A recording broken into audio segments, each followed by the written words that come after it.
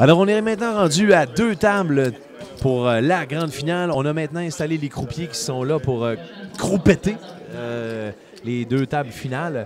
On a eu ce qu'on appelle un bubble. Le bubble a pété sur une main un peu spéciale. Ace King contre Pocket 8. Tout le monde s'est demandé à la table qu'est-ce qui venait de se passer. Le Pocket 8 a passé. Finalement, on a perdu un joueur et c'est lui qui a permis à tous les autres de passer maintenant à ces 2 tables finales. Et reste à savoir maintenant qu'est-ce que ça va donner. Il y a beaucoup de gros joueurs et beaucoup de tables à surveiller. À cette table-ci, on a Fernand Marcotte Jr. qui est toujours un bounty. On a également Pierre qui est un bounty de 750 $, qui est toujours en lice. Également à surveiller sur la 2e table, on a des gens comme Frédéric. Frédéric qui vaut un bounty de 250 $, qui a essayé de sortir Pierre à maintes reprises et n'a pas réussi. Il s'assied à une table maintenant qu'il connaît un peu. La table a été brassée un peu, mais beaucoup de gros joueurs qui sont ici à cette table, des joueurs excessivement tête. Michel, que vous voyez au fond de la table présentement, a sorti M. Teach tout à l'heure pour 250 $. Alors, c'est des joueurs très tête. Jacques Falardeau, toujours là. Également, je crois que c'est Richard avec la casquette noire. J'ai un blanc sur son nom, mais c'est un autre très gros joueur et c'est le stack lead présentement du tournoi. Alors, 2 tables finales. On va suivre ça pour vous. Au Québec Hold'em 2010, Carl Michaud vous présente les tables finales du Québec Hold'em pour Zoom Sport. Alors, cette table-ci, c'est beaucoup plus conservateur comme jeu. Comme je vous avais dit en début de finale, c'est une table où c'est des joueurs très serrés.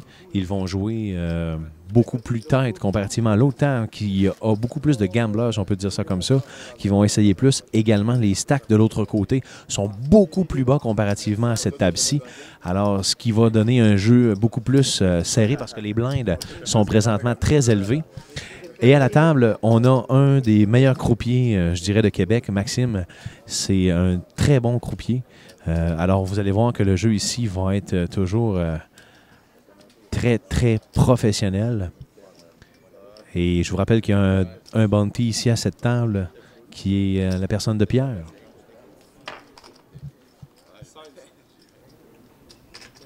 Alors, on a eu un premier call. C'est Richard qui l'a fait à 16 000.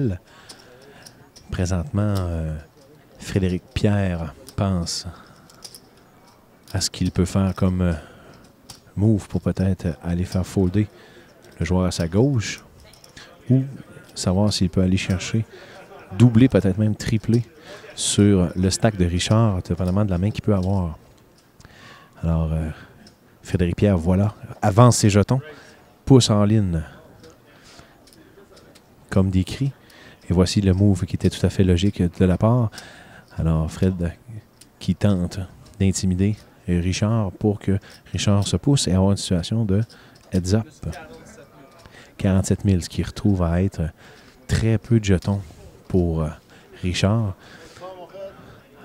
Alors, Richard pas tellement sûr. Richard n'est pas tellement sûr de ce qu'il pourrait faire. Alors, il va chercher des chips. Il va chercher 47 000, ce qui représente une égratignure sur le stack qu'il possède présentement. Il est le chip leader du tournoi. Du côté de l'autre table, on vient de voir un joueur qui lui restait 6 000, 7 000 à sortir.